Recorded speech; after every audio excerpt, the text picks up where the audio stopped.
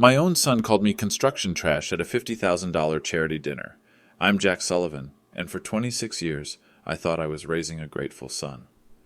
What Austin didn't know that night at the Palmer House was that every brick in his mother's real estate empire, every beam supporting his privileged lifestyle, every foundation holding up his world, I had built with these calloused hands he was so ashamed of. And in exactly 72 hours, those same hands would sign the papers that would take it all away, leaving him with nothing but a $15 McDonald's gift card and a lesson about respect he'd never forget.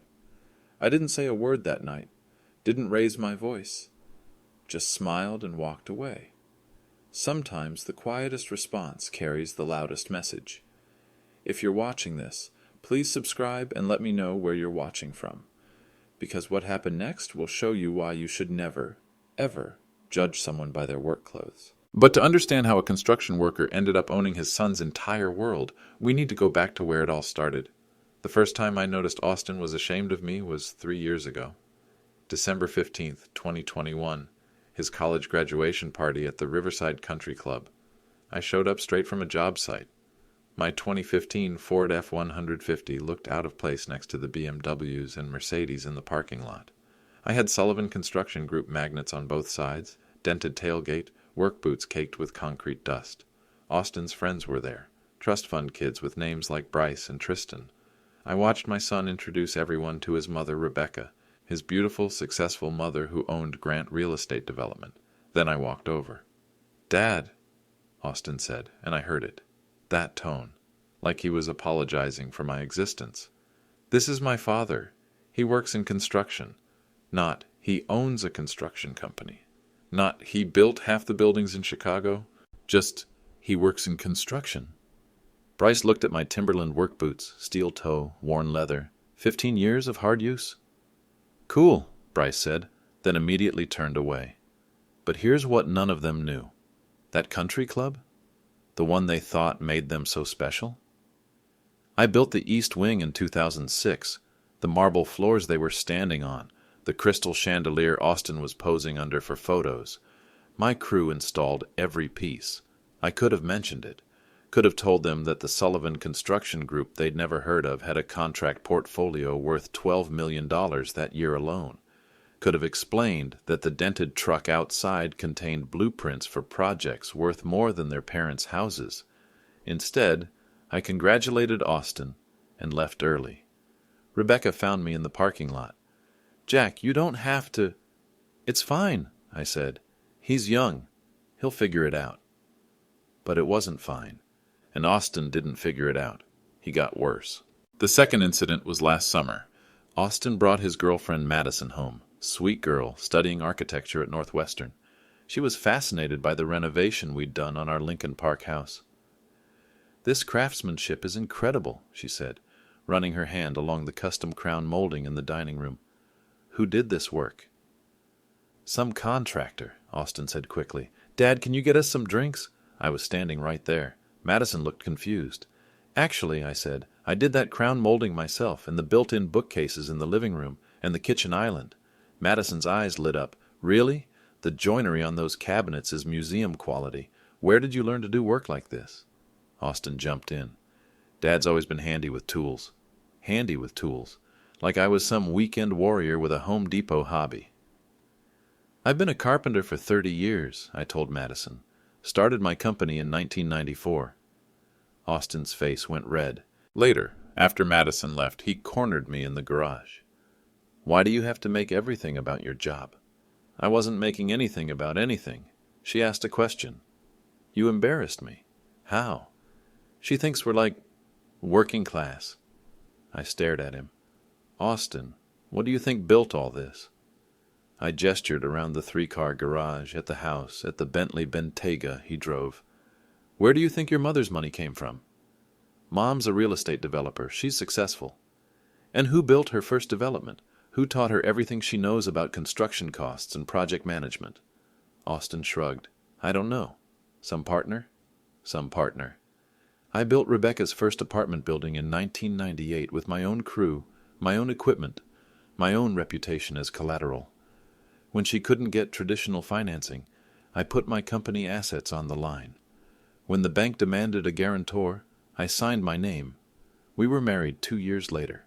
I'd been building her empire ever since, but to Austin, I was just some contractor his mother had hired. The pattern was clear. At every family gathering, every social event, Austin found ways to minimize my presence. When his country club friends asked about his family, he talked about Rebecca's business success and real estate portfolio. If pressed about his father, he'd say I worked construction. He never said I owned Sullivan Construction Group, never mentioned that we held contracts with 3 of the largest developers in Chicago, never explained that the reason his trust fund existed was because his blue-collar father had spent 26 years turning concrete and steel into generational wealth. To Austin, the calloused hands that built his world were a source of shame. The irony was beautiful and painful. Austin bragged about his mother's real estate empire to anyone who'd listen. What he didn't understand was that every property in Rebecca's portfolio bore the mark of Sullivan Construction Group. Every permit, every inspection, every certificate of occupancy had my signature somewhere in the paperwork. I wasn't just Rebecca's husband. I wasn't just Austin's father. I was the invisible foundation of everything Austin thought made him superior to me. But foundations have a way of making themselves known when they shift. And after 3 years of watching my son treat me like hired help, I was ready to shift some things around. By November 2024, Austin's disrespect had evolved from embarrassment to open hostility, and I realized that if I didn't address it soon, I was going to lose more than just my son's respect. I was going to lose my marriage. It started with small demands. Austin would call Rebecca directly when he needed money, deliberately cutting me out of family financial discussions. When we had dinner reservations at nice restaurants, he'd suggest I might be more comfortable somewhere casual. The breaking point came on Thanksgiving weekend. Rebecca was hosting her annual charity board meeting at our house. 23 of Chicago's most influential women, including Victoria Ashworth, who chaired the Palmer House Foundation. These women controlled $40 million in charitable giving annually. Austin arrived early, dressed in his $1,000 Tom Ford suit. I was in the kitchen helping Rebecca's catering team set up, work clothes because I'd been fixing a loose railing on the back deck. "Dad," Austin's voice was sharp, "what are you doing? Helping your mother." "You can't be here looking like that." Rebecca appeared in the doorway. "Austin, what's wrong? He's going to embarrass you in front of the board. Look at him." I was wearing jeans and a Sullivan Construction polo shirt. Clean clothes, but clearly work attire. "Jack," Rebecca said carefully, "maybe you could change into something more formal?" I looked at my wife of 24 years, the woman I'd built an empire with, and I saw something in her eyes I'd never seen before. Embarrassment. She was embarrassed of me. Austin pressed his advantage. "Better yet, Dad, why don't you just go out for a while? Come back after the meeting's over?" "This is my house," I said quietly. "Actually," Austin said, and his tone was ice cold, "it's Mom's house. Her name's on the deed. Her company paid for it. You just live here." The room went silent. Even the catering staff stopped moving. Rebecca should have defended me, should have reminded Austin that everything she owned existed because of partnerships we'd built together, should have mentioned that the deed might be in her name, but the construction loans that built this house were guaranteed by Sullivan Construction Group. Instead, she said, "Jack, maybe it would be easier if you gave us some space today." I left my own house, drove around Lincoln Park for 3 hours while my son hosted my wife's charity board in the dining room I'd renovated with my own hands. When I came back, Austin was waiting. "We need to talk," he said. "This can't keep happening." "What can't keep happening?" "You making things awkward. Mom's trying to build something important here. The charity work, the social connections, it all matters for her business. And I don't fit in that world. Not when you act like you belong there." The words hit like a physical blow. "Act like I belong? Dad, I'm trying to help you understand. These people, they judge everything. What you wear, what you drive, what you do for work. When they see you, they make assumptions about Mom." "What kind of assumptions?" Austin hesitated, then decided to be cruel. "That she married down." I stared at him. This kid I'd raised, who'd never wanted for anything, who'd gone to private school and college without a single student loan because I'd worked 60-hour weeks to pay the tuition. "You think I married down?" I think you don't understand what Mom's accomplished. She's worth $120 million. She sits on 6 corporate boards. She could be with any man she wanted. And she chose me. Yeah, well, that was a long time ago. The implication was clear. Rebecca had outgrown me. Austin was embarrassed by me. And if I wanted to keep my marriage intact, I needed to make myself smaller, stay in the background at social events, skip the charity galas, let Rebecca handle all the high-profile business meetings, basically act like the hired help that Austin already thought I was. The stakes were real. Rebecca was pulling away.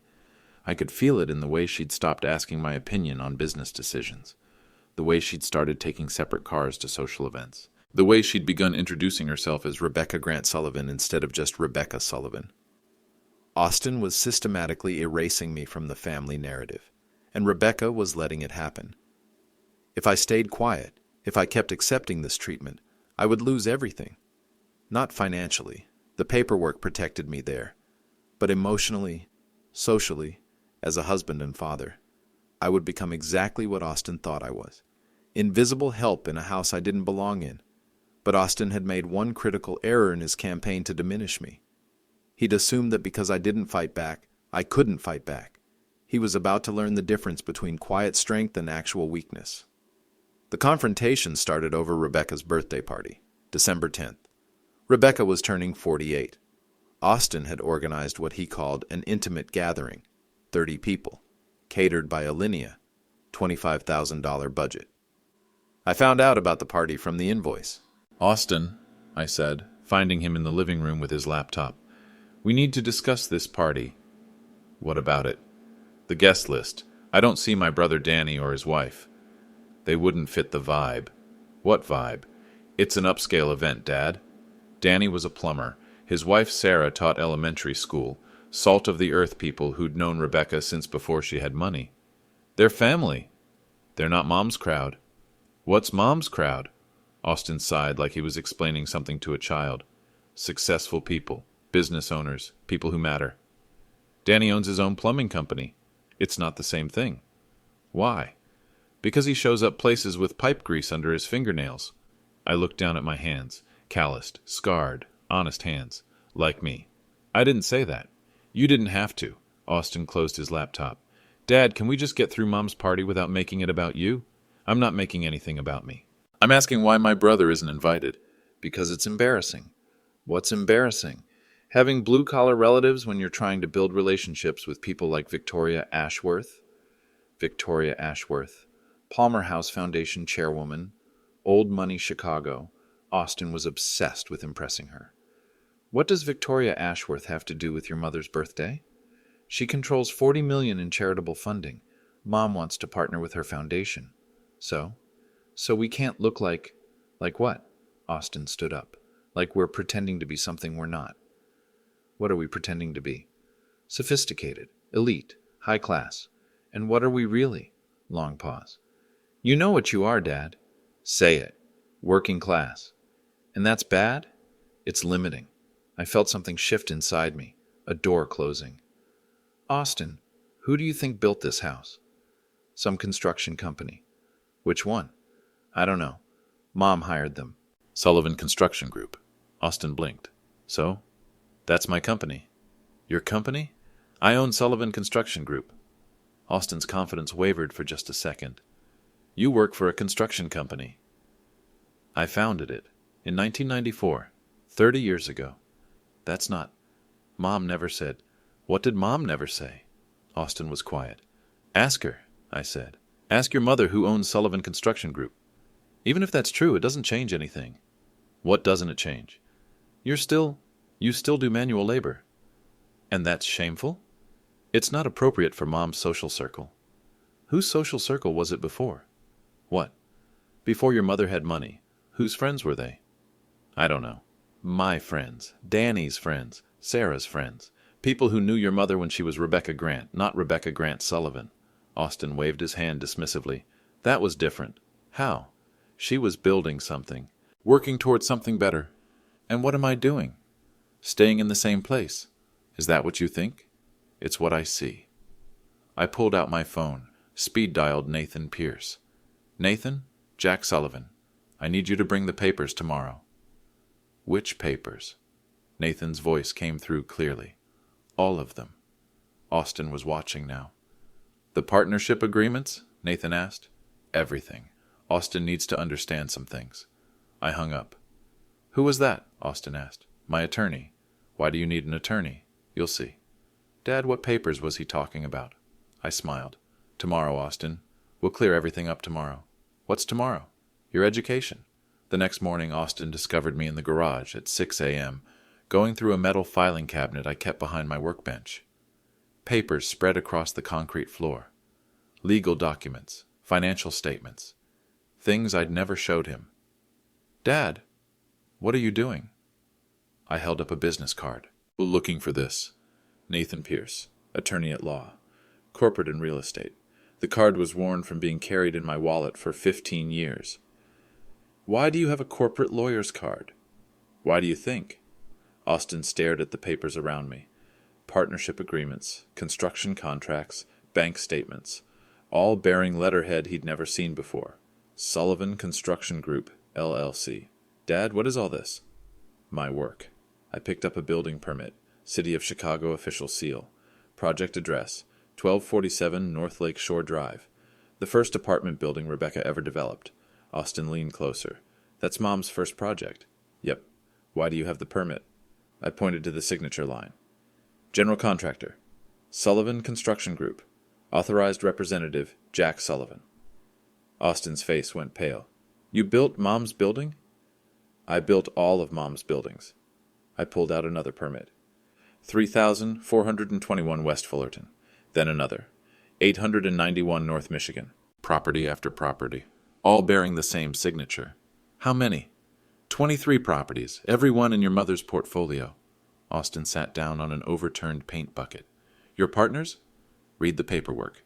He picked up a partnership agreement dated April 3rd, 1998. Grant Sullivan Development, LLC. 2 signatures at the bottom, Rebecca Grant and Jack Sullivan. "This says you own 78%. "Correct." "Of Mom's company?" "Our company." Austin's hands were shaking. "But Mom's worth $120 million. We're worth $120 million. The trust fund comes from profits we earned together." I watched my son's worldview crumble in real time. Everything he thought he knew about our family's wealth, everything he'd used to justify looking down on me, was built on a fundamental misunderstanding. Austin's phone buzzed. Text message. He glanced at it and his face went even whiter. "What?" I asked. "Victoria Ashworth just confirmed for Mom's party tonight." "Good for your mother." "Dad, you can't. If she finds out you're just a construction worker." "I'm not just a construction worker." "But you look like one." I gestured to my work clothes. "These are the clothes of a man who knows how to use his hands. Victoria Ashworth inherited her money from her grandfather's steel fortune. I earned mine with concrete and sweat. She won't understand that. Maybe it's time she learned." Austin stood up quickly. "Dad, please, whatever you're planning, don't." "What am I planning?" "I don't know, but you're acting weird. All these papers, the lawyer, this conversation about ownership. I'm not acting weird. I'm acting informed." "What does that mean?" "It means for 26 years, I've let you believe things that aren't true. Tonight, at your mother's party, we're going to correct those misunderstandings." "How?" "You'll see." Austin was panicking now. "Dad, I'm sorry, okay, about what I said yesterday, about being embarrassing. I didn't mean it." "Yes, you did. I was angry. You were honest. I started gathering up the papers, partnership agreements, construction contracts, property deeds, bank statements showing account balances that would shock anyone who thought I was just a hired hand. Dad, where are you going with those? To get dressed for a party. You're coming tonight? It's my wife's birthday party in my house to celebrate the success of our company. Of course I'm coming. But Victoria Ashworth will be there. I'm counting on it." I headed toward the house, arms full of papers that would change everything. "Dad, wait!" I turned back. Austin was standing in the garage, surrounded by 26 years of evidence that his construction worker father was actually the majority owner of everything he'd been taught to worship. "What are you going to do?" "Whatever needs doing." Rebecca's birthday party was flawless. Austin had hired the best of everything: ice sculptures, string quartet, waiters in white gloves circulating with champagne that cost more per bottle than most people make in a day. I arrived fashionably late, wearing my best suit. Navy blue, tailored, expensive.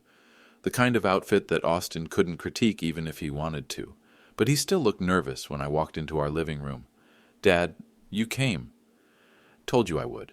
Rebecca was holding court near the fireplace, wearing a dress that cost more than my truck. She looked beautiful. She also looked surprised to see me. "Jack, I didn't know you were planning to attend." "It's your birthday." "I know, but you usually what?" "Usually prefer quiet evenings." Victoria Ashworth was standing 3 feet away, listening. Tall, silver-haired, diamonds that could fund a small country. She extended her hand. "You must be Rebecca's husband." Victoria Ashworth. "Jack Sullivan? Pleasure. Rebecca speaks of you often." I doubted that, but I smiled. "All good things, I hope." "She mentioned you work in construction." "I do." Austin appeared at my elbow like a nervous handler. "Dad, can I get you something to drink?" "I'm fine." Victoria continued. "How fascinating. What type of construction?" "Commercial development, mostly. Apartment buildings, office complexes." "For local developers?" "Among others." Austin was practically vibrating with anxiety. He knew this conversation was dangerous, but couldn't figure out how to stop it. "Rebecca's done so well with her real estate ventures," Victoria said. "Such impressive properties in her portfolio." "Yes, they are impressive. I'm particularly fond of the Lakeshore Drive building. The craftsmanship is exceptional." "Thank you." Victoria tilted her head. "Thank you?" "I built it." Austin made a choking sound. Victoria looked confused. "I'm sorry, you built it?" "Sullivan Construction Group, my company. We were the general contractor." "How wonderful! So you worked on Rebecca's first project." "I worked on all of Rebecca's projects." The conversation around us had started to quiet. People were listening now. Austin stepped forward. "Dad, Mrs. Ashworth was just saying how much she admires Mom's business acumen." "She should. Rebecca's brilliant." "Absolutely brilliant," Victoria agreed. "To build a $120 million portfolio from nothing. Remarkable for a woman in real estate." Austin smiled, thinking the conversation was safely back on track. I said, "Well, she didn't build it from nothing." Silence. Victoria raised an eyebrow. "Oh?" "She had a partner. Someone who provided the construction expertise, the contractor relationships, the project financing." Austin's face was turning red. "Dad." "Someone who knew how to manage subcontractors, handle city permits, navigate union negotiations." "How fortunate for Rebecca," Victoria said. "And where is this partner now?" I smiled. "Right here." The room went completely silent. Victoria looked from me to Rebecca to Austin. "I'm afraid I don't understand." Austin jumped in desperately. "What my father means is that he's worked on Mom's projects as a contractor. It's been a good business relationship." "Is that what you mean, Jack?" Victoria asked. "No." Austin looked like he wanted to disappear. "What I mean," I continued, "is that Rebecca and I are partners, equal partners. Grant Sullivan Development, I own 78%. Victoria's mouth dropped open slightly. Rebecca appeared beside us. "Jack, what are you doing?" "Answering Victoria's questions about our business." "Our business?" "Grant Sullivan Development, the company we founded together in 1998. Victoria looked at Rebecca. "Rebecca, is this true?" Rebecca's face was flushed. "It's complicated." "Is it?" I asked. "Is it complicated that we're married business partners who've spent 26 years building wealth together?" Austin was panicking. "Dad, people don't need to hear about business stuff at a party." "Why not?" "Because it's boring." "Is it boring that your trust fund exists because your blue-collar father owns the majority share of the company you've been bragging about?" Gasps from around the room. Victoria Ashworth stepped back. "I think I'm missing something important here." Austin lost it. "Fine," he shouted. "You want to know the truth? My father is a construction worker. He works with his hands. He gets dirty for a living. He drives a beat-up truck and wears work boots, and he's embarrassing." Dead silence. "Austin," Rebecca whispered. But Austin was beyond caring. "I'm tired of pretending. Mom is successful and sophisticated and accomplished. Dad is what he is. And I'm sick of everyone acting like they're the same thing." Victoria Ashworth looked horrified. I stayed perfectly calm. "Austin," I said quietly, "what am I?" "You're a construction worker." "What else?" "Nothing else matters." "What else am I?" Austin's voice rose higher. You're someone who embarrasses our family every time you show up somewhere dressed like you just came from a job site. The room was so quiet you could hear the ice melting in people's drinks. Austin, I said, still calm, what do you think pays for this house? Mom's company. What company? Grant Development. Grant Sullivan Development. Whatever. Who do you think owns Grant Sullivan Development? Mom does. Check the paperwork. I don't care about paperwork. You should. Austin was unraveling completely now. You know what, Dad? I don't care what some papers say. I don't care if you helped Mom in the beginning. You're still just a construction worker. You'll always be just a construction worker, and you'll never be good enough for this family. 23 people stood frozen. Victoria Ashworth looked like she'd witnessed a car accident. Rebecca was staring at her son in horror. I nodded slowly. Well, I said, I guess we know where we stand. I turned and walked toward the door. Where are you going? Rebecca called. To make some phone calls. What kind of phone calls? I looked back at the room full of shocked faces. The kind that change things. I left the party and drove straight to Nathan Pierce's office. Saturday night, but Nathan lived above his law practice on LaSalle Street. Old-school Chicago attorney who'd been handling my business for 15 years. Jack, he said when he answered his door at 11 p.m., I figured you'd be calling tonight. Did you bring the documents? All of them. Coffee? Make it strong. Nathan's office was wall-to-wall legal books, file cabinets full of contracts, deeds, and partnership agreements that told the real story of Chicago real estate development, including mine. Before we start, Nathan said, are you sure about this? Austin needs to understand reality. This is nuclear, Jack. Once you activate those liens, my son just publicly humiliated me in my own house, called me embarrassing, said I'm not good enough for my own family. Nathan nodded grimly. Okay, here's what we have. He spread documents across his conference table. Partnership agreements, construction contracts, property deeds, bank statements, 26 years of paperwork. Grant Sullivan Development, LLC, formed April 1998. You hold 78% ownership. Rebecca holds 22%. Correct. Total portfolio value, $119.3 million. Correct. Austin's trust fund. Current balance, $2.7 million. Correct. Now here's what Austin doesn't know. Nathan pulled out a thick folder. Every property in Rebecca's portfolio was built using construction loans guaranteed by Sullivan Construction Group. Right. Which means Sullivan Construction Group holds mechanics' liens on every property. How much total? Nathan checked his calculator. $89.3 million. I leaned back. Nearly $90 million in liens, all legally perfected, all enforceable. And if I choose to exercise those liens, you could force the sale of every property to satisfy the debt. Immediately, within 72 hours of filing the notice. My phone buzzed. Text from Rebecca. Where are you? People are asking questions. I showed Nathan. Your wife doesn't know about the liens, does she? Rebecca knows I'm her business partner. She doesn't know I hold the power to dissolve the partnership. Nathan whistled. Jack, this would destroy her. Austin destroyed something tonight, too. My phone rang. Rebecca. Jack, you need to come home. Why? Victoria Ashworth is still here. She's asking questions about our business structure. Let her ask. She's concerned about the partnership arrangement. She should be. What does that mean? It means Victoria Ashworth is about to get an education in who actually controls the money she's been courting. Jack, what are you planning? I'm planning to tell the truth. I hung up. Nathan was watching me carefully. You know there's no going back from this. There's no going back from what Austin said tonight either. Fair enough. What do you want me to do?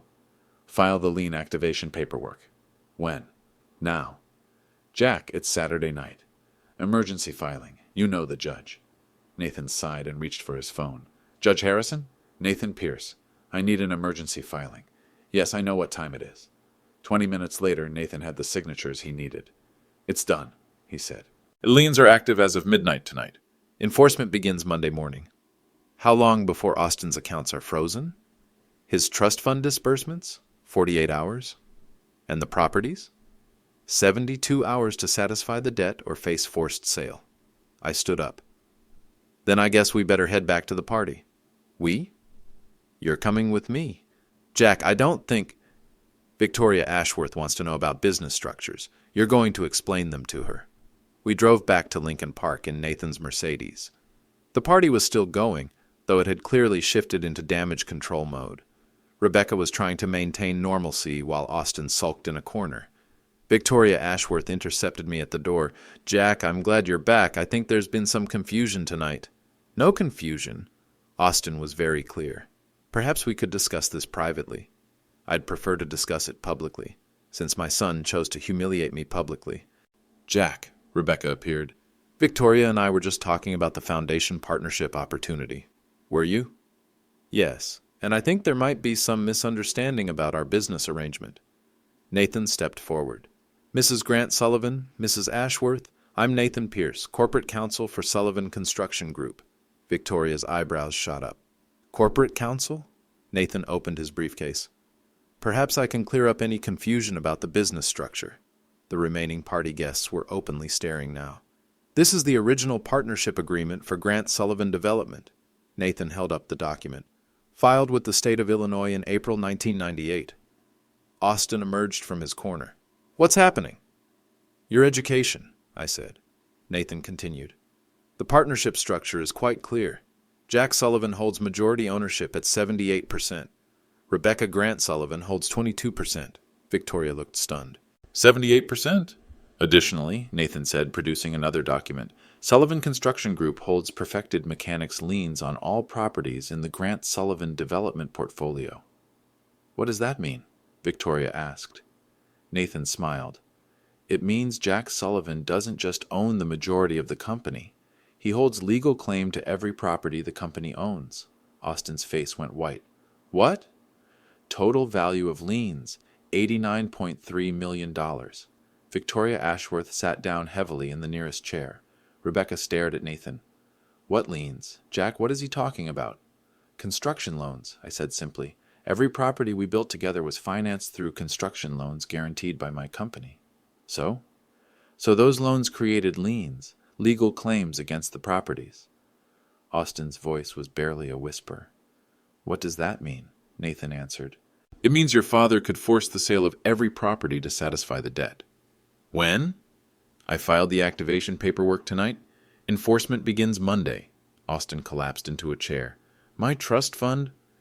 "Comes from company profits," Nathan said. "If the company is dissolved to satisfy the liens, there's no trust fund." The room was dead silent. Victoria Ashworth looked from me to Rebecca to Austin. "I think," she said slowly, "I've been operating under some significant misconceptions tonight." She stood up and walked directly to me.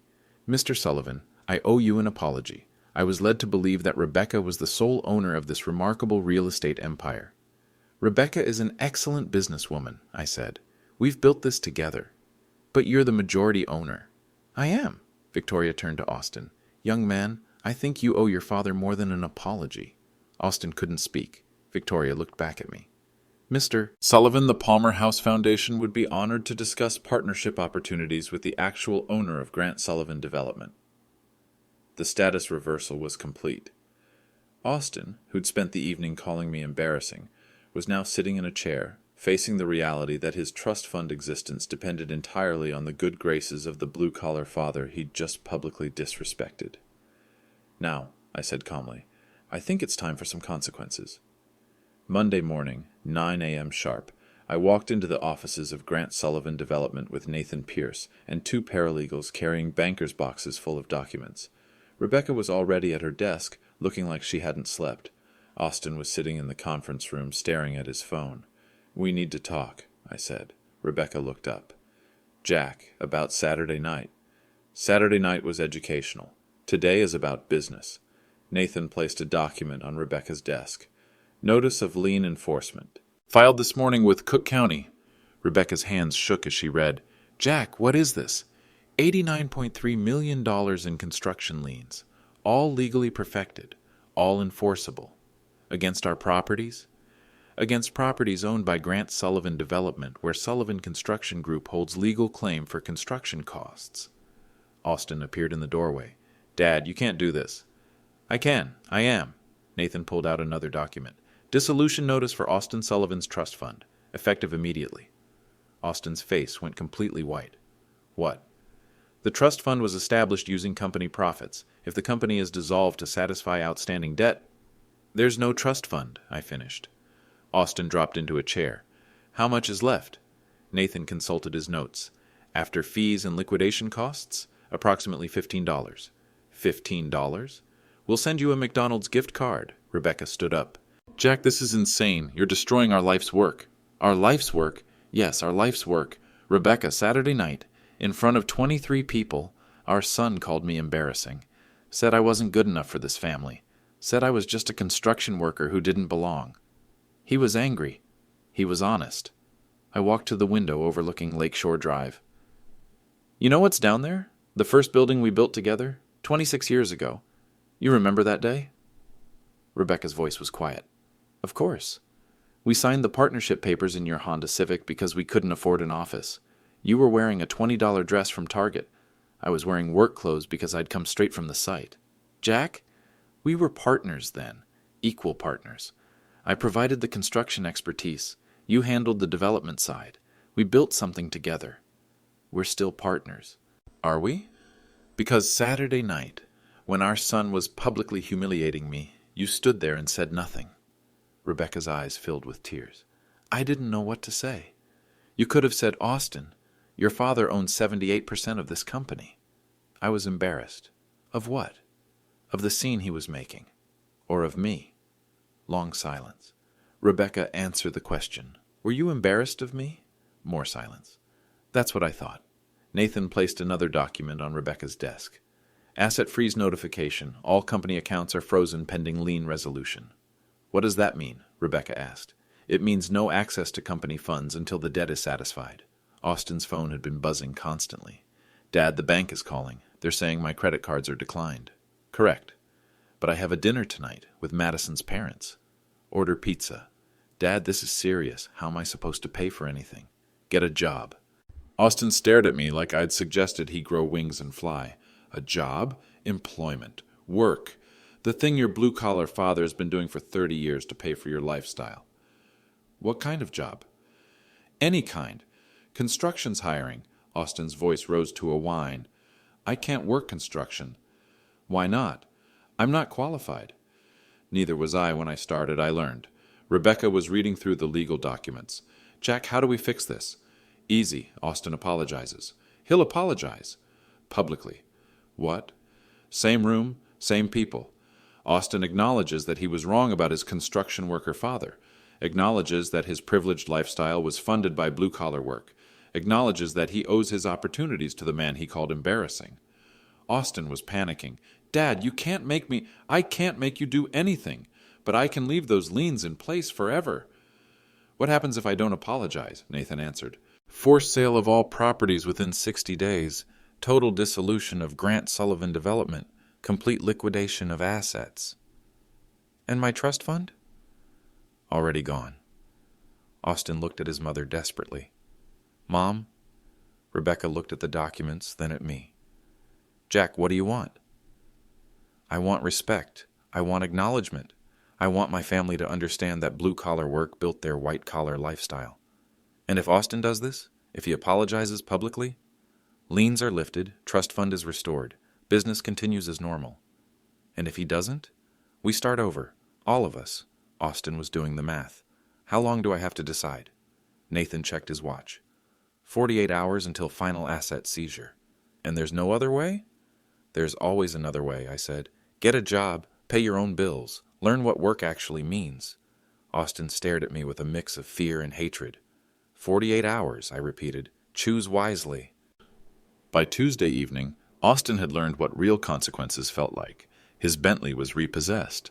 Apparently, the lease payments came directly from his trust fund, which no longer existed. His credit cards were canceled.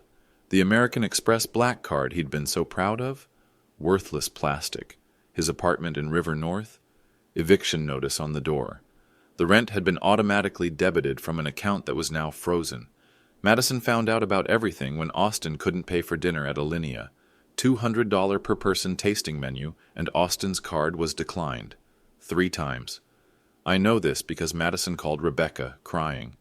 Mrs. Sullivan, I don't understand what's happening. Austin says your husband destroyed his life. Rebecca was sitting in our kitchen at 10 p.m., still reading through the legal documents Nathan had left. It's complicated, Madison. Is it true that Austin doesn't have any money? Currently, no. But why? Rebecca looked at me. I nodded. Because Austin publicly disrespected his father without understanding that his father owns everything Austin thought was his. I don't understand. Austin's trust fund came from company profits. Jack owns the company. Oh my God. Madison, can I ask you something? In all the time you've known Austin, what has he told you about Jack? Just that he works construction, that he's kind of embarrassing. And what did you think when you met Jack? I thought he was incredibly knowledgeable about building and design, and I thought Austin was rude to him. Rebecca looked at me again. Madison, Jack doesn't work construction. Jack owns Sullivan Construction Group. He's built every major development in Austin's mother's portfolio. Are you saying Austin's been lying to me? I'm saying Austin's been lying to himself. Madison hung up. An hour later, Austin showed up at our door. He looked terrible. Unshaven, wearing the same clothes from yesterday, carrying a duffel bag. I need a place to stay, he said. Why? I asked. Because I got evicted. Where have you been staying? Bryce's couch, but his parents found out about the money situation and told him I had to leave. Rebecca started to move toward him, but I held up a hand. Austin, what's the money situation? You know what it is. I want to hear you say it. Austin's jaw was tight. I don't have any money. Why don't you have any money? Because you took it. I didn't take anything. I exercised legal rights to assets that belong to me. It's the same thing. Is it? Who earned the money in your trust fund? Austin was silent. Austin, who earned the money? You and Mom. Who owns the company that generated the profits that funded your lifestyle? You and Mom. In what percentages? Long pause. You own most of it. How much is most? 78%. So when you called me a construction worker who embarrasses the family, what were you actually saying? Austin's voice was barely audible. That the man who pays for everything embarrasses me. And how does that make you sound? Longer pause. Ungrateful. Rebecca was watching this exchange with growing understanding. Austin, she said, sit down. He collapsed into a kitchen chair. I need to tell you something, about your father and me, about how all this started. She looked at me. I nodded. In 1998, I was 24 years old. I had a college degree in business and big dreams about real estate development. I also had no money, no connections, and no idea how construction actually worked. Austin was listening. I met your father at a coffee shop on Halsted. He was reading blueprints for a project his company was bidding on. I asked him about it, and he spent 2 hours explaining construction financing, project management, and contractor relationships. Okay. 3 weeks later, I had an idea for my first development project. A small apartment building. I needed a construction partner who could handle the building side while I handled the development side. So you hired Dad's company? No. I asked your father to be my business partner. Austin looked confused. But you're the successful one. Austin, who do you think taught me everything I know about real estate development? You learned it in college. College taught me theory. Your father taught me reality. I watched Austin process this. Every deal I've ever negotiated, every contractor relationship I've built, every project timeline I've managed, your father taught me how to do all of it. But you're the one with the business degree.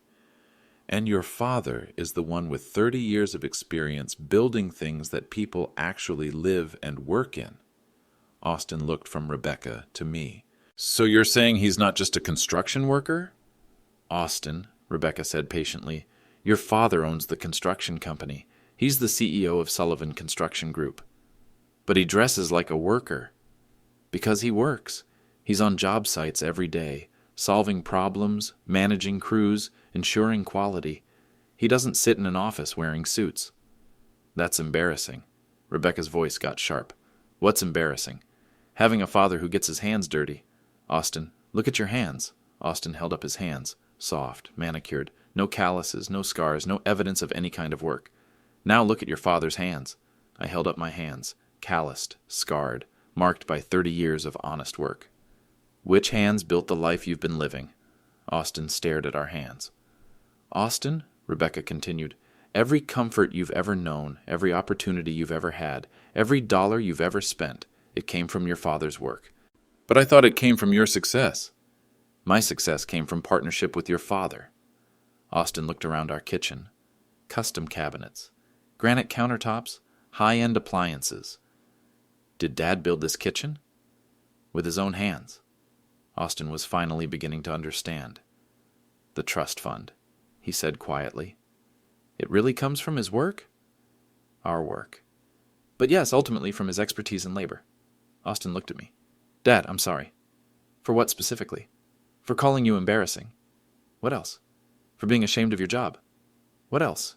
For not understanding that you own the company. What else? Long pause. For being ungrateful for everything you've given me. I nodded. Better. So what happens now? That depends. On what? On whether you're ready to learn what work actually means. Wednesday morning, 6 a.m., I was in the garage when Austin appeared in the doorway. He was wearing jeans and a t-shirt instead of his usual designer clothes. Dad? Yeah.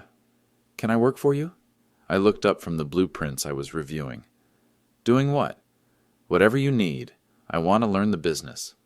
You sure about that? I need to understand what I've been taking for granted. I studied his face. No trace of the entitled kid who'd humiliated me 4 days ago.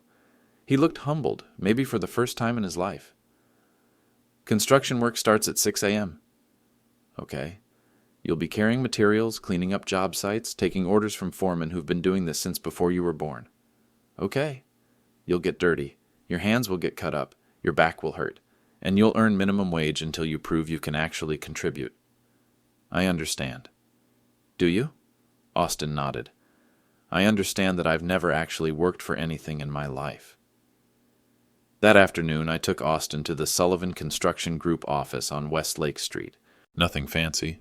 Concrete floors, metal desks, walls covered with project photos and safety charts. This is where I started 30 years ago, I said. One desk, one phone, one truck. Austin looked around. It's not what I expected. What did you expect? Something more corporate. Austin, we build things. We don't need corporate offices. We need good tools and reliable trucks. I introduced him to the crew chiefs, the project managers, the estimators. Guys named Danny and Mike and Steve who'd been with the company for decades. Men who knew their trades, respected their work, and had no patience for entitled kids. This is my son Austin, I told them. He's going to be learning the business from the ground up. Danny Kowalski, my longest tenured foreman, looked Austin up and down. You ever worked construction? No, sir. You afraid of heights? I don't think so. You afraid of hard work? Austin hesitated. I'm about to find out. Danny smiled. Fair enough. You start Monday. Bring work boots and gloves. Real ones, not fashion ones. That evening at dinner, Rebecca asked Austin about his day. It was educational, he said. Did you know Dad employs 43 people? I did. And that Sullivan Construction Group has contracts worth $18 million this year alone? I did. And that Danny Kowalski has been with the company for 22 years because Dad helped him buy his house when he couldn't get a bank loan? Rebecca smiled. I know all of this, Austin. The question is, why didn't you? Because I never asked. Austin turned to me. Dad, can I ask you something? Sure. Why didn't you ever tell me? About owning the company, about being Mom's business partner, about any of it. I thought about that. Because I wanted you to judge me based on my character, not my bank account. But you let me think you were just an employee. You assumed I was just an employee. There's a difference. But you could have corrected me. I could have, but I wanted to see if you'd respect me for who I am, not what I own. Austin looked down at his plate, and I failed that test. You did, for 3 years. What would you have done if I'd never figured it out? Eventually, I would have let you make your own way in the world. No trust fund, no family connections, no safety net, just your college degree and whatever work ethic you could develop. You would have cut me off? Austin, I did cut you off. The trust fund is gone. Austin's eyes widened. Permanently? That depends. On what? On whether you can earn it back.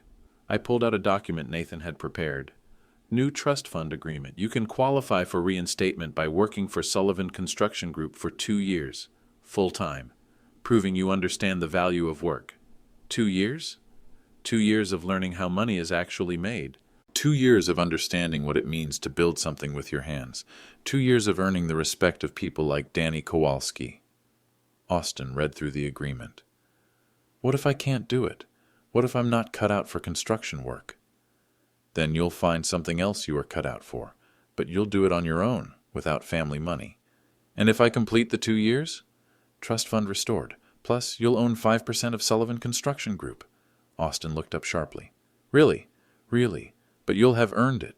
Rebecca was smiling. Austin, what do you think? Austin looked at both of us. I think I've been an entitled brat who never understood how lucky I was. And now? Now I want to learn. I want to understand what Dad's been trying to teach me my whole life. I reached across the table and shook his hand. Welcome to the real world, son. 2 weeks later, I got a text from Danny Kowalski. Kid's got potential. Showed up early every day.